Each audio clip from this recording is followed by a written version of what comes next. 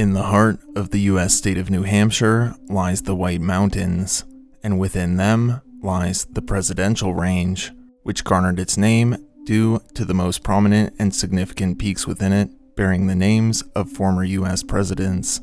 When compared to the towering granite peaks of the Himalayas or the jagged, wind-shorn slopes of the Andes, the White Mountains are comparatively modest in both their appearance and overall verticality, as the highest summit within the White Mountains, the summit of Mount Washington, caps out at an elevation of 6,288 feet at its summit.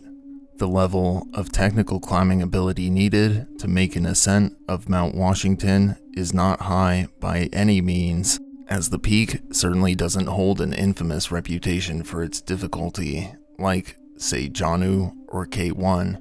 peaks so difficult that only a mere handful of climbers throughout the entire storied history of the sport of mountaineering have managed to ascend successfully.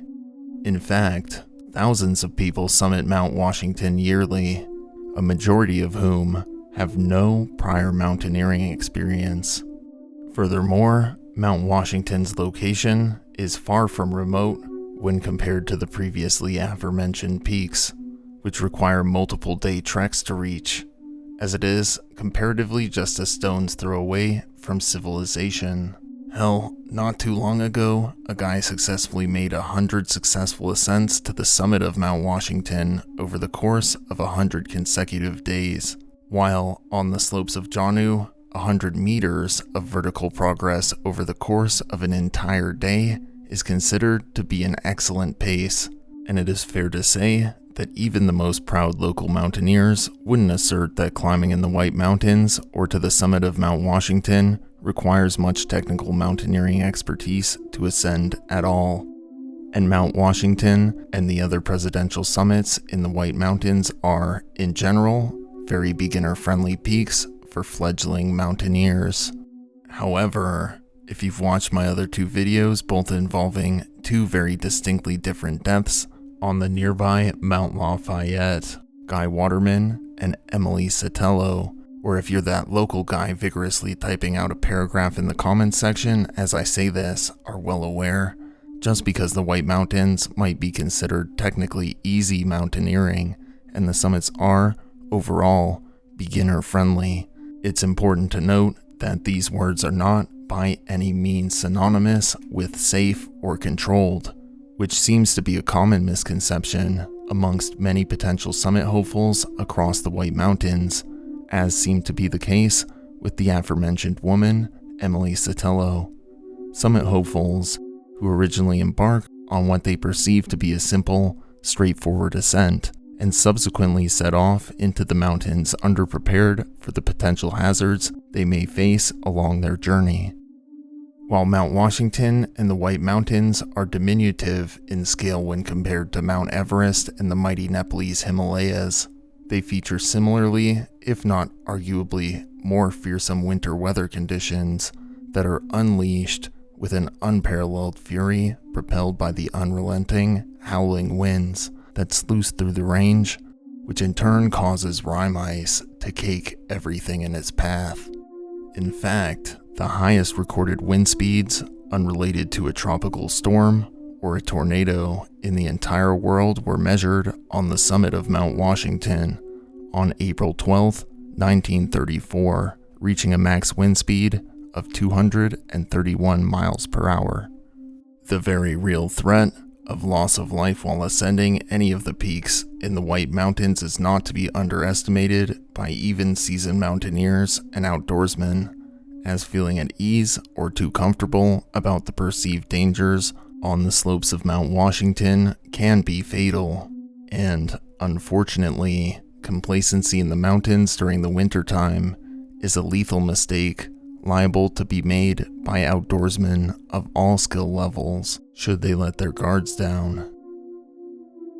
On Wednesday, January 27, 1954, two graduate students hailing from perhaps what is the United States' most prestigious educational institution, Harvard University, a man named Philip Longnecker and a man named Jacques Parsecco, packed their gear and headed to the base of Mount Washington to begin their planned winter camping excursion at the peak.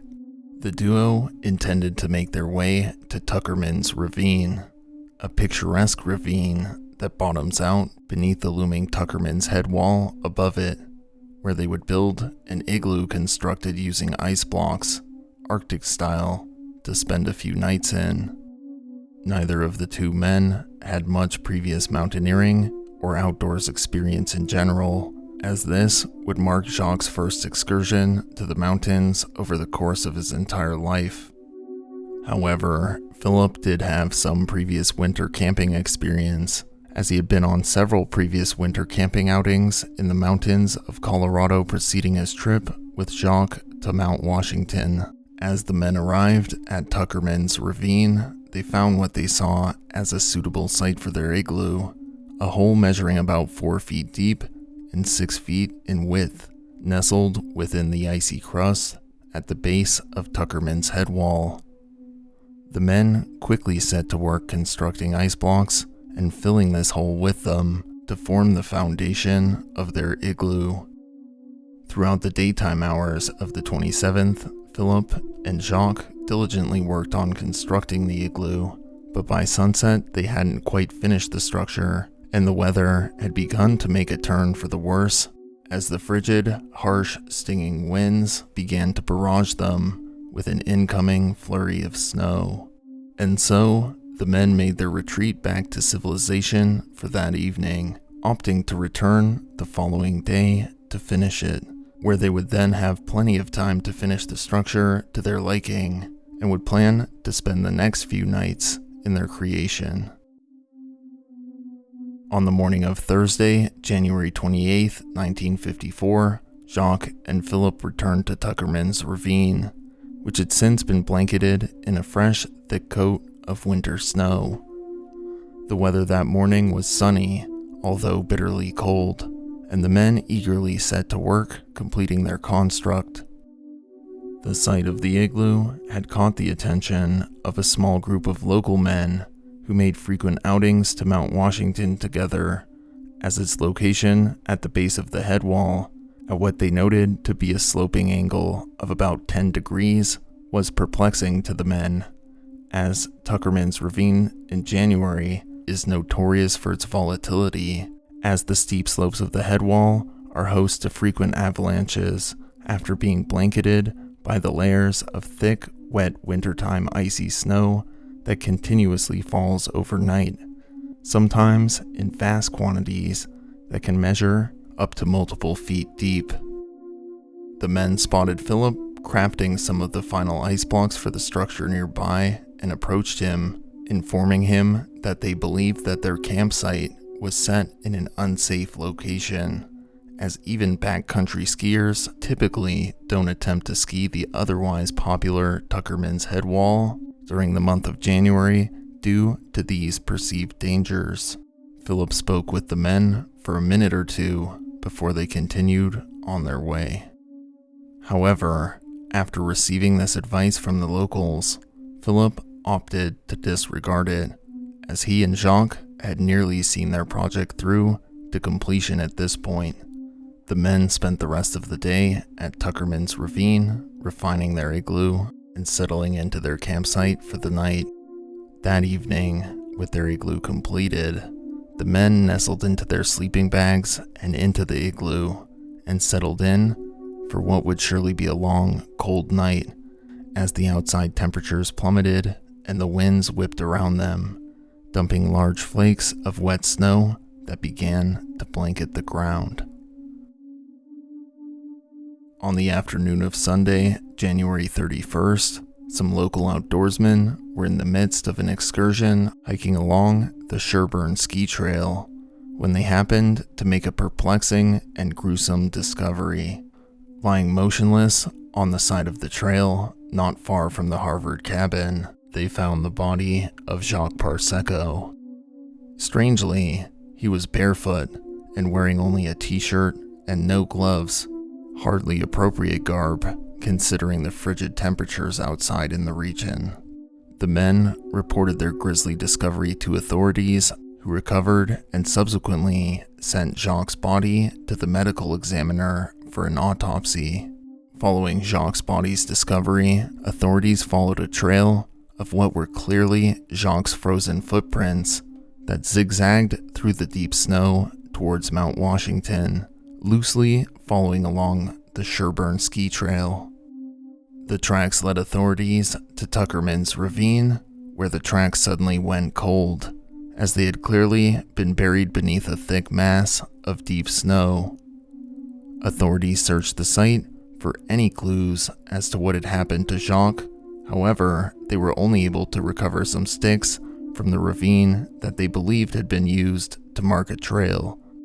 As the howling chill of the evening winds lashed against them and snow began to fall, authorities on scene would halt their search efforts just before sunset that evening, making their hasty retreat before the conditions there further deteriorated. As news of the discovery of Jacques' body spread throughout the local community that evening, a volunteer search team of 20 men was organized by the Appalachian Alpine Club to assist officials in their search of Tuckerman's Ravine the following morning,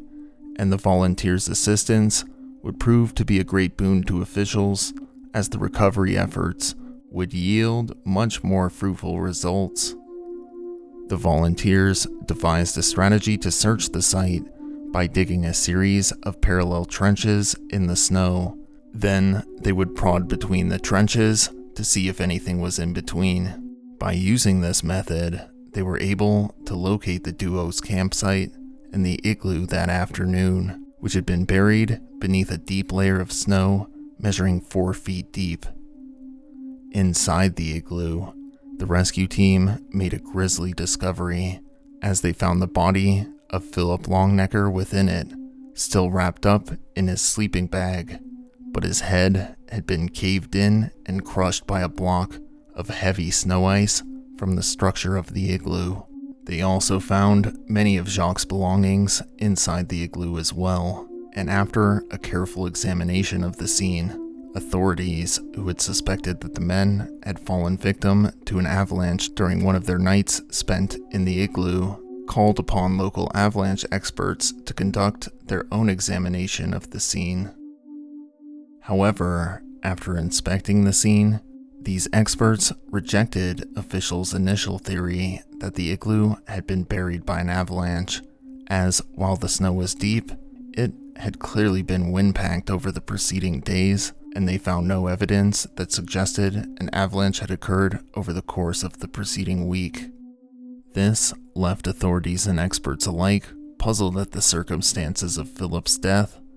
and they began to again piece together the evidence to try to form an understanding of just what had taken place that evening. One aspect of this mystery was solved when the report from the medical examiner of Jacques' body arrived on authorities' desks, which found that he had likely died earlier on Sunday, January 31st, the day his body was discovered, and an autopsy of Philip's body found he had similarly perished, likely before dawn in the early morning hours of January 31st.